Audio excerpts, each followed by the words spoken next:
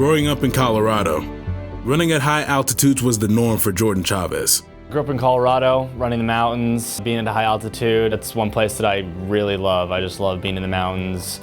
And so seemed like a natural fit for me to apply for the mountain running team coming in freshman year. Following in the footsteps of several Spider runners, Chavez earned a spot on the U.S. Junior National Mountain Running Team and found himself staring up at the Italian Alps, competing for the red, white, and blue. Experience itself was unreal. Seeing all the athletes from all the different countries there was amazing. And then you hit the first big climb in that race. Can't even explain it. It's unreal. Your legs they go numb because you can't even feel them with all the lactic acid in them, and you're just trying to put one foot after the other. Beginning with former Spider Andrew Bedford in 2006, several Richmond runners have represented the United States on the mountains around the world.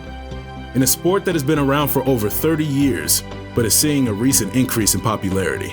Since 2006, when again Andrew joined the mountain running team, we've had 16 or 17 occasions that athletes have represented the United States in international competition. We look at it as just, again, for our program, it's great because that kind of exposure and that kind of opportunity just doesn't come along that often. Competing in the international competition is very unique, and to have that opportunity while they're in college, I think really opens the doors and avenues and what's out there and what opportunities are available to them. Chavez competed for the U.S. Junior National Team twice, with a pair of top 20 finishes at the World Championships. He has competed for the U.S. Senior National Team twice, finishing 9th at the 2014 North America, Central American, Caribbean Championships in Mexico. One part of it that I really remember is you're climbing up this rock face, and it's, you're on all fours going up, and then there's just this rope there, and you have to go and scale. You're shuffling side to side, and you're hanging on to this rope so that you don't fall off the side of the mountain, literally falling off the side. And so, I told my mom about that. She wasn't too happy that I was, in danger in that sense. But that's one of the most memorable times because it's really just kind of the essence of you getting to the top of the mountain as fast as you physically can. A lot of times it's not even running, you're just, power climbing. And the training for the steep climbs and mountain running transitioned well to Richmond's cross-country season.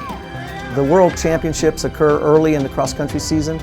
That's a time of the year when we're typically doing a lot of strength work, and the mountain running championships are just that. They're a strength course race.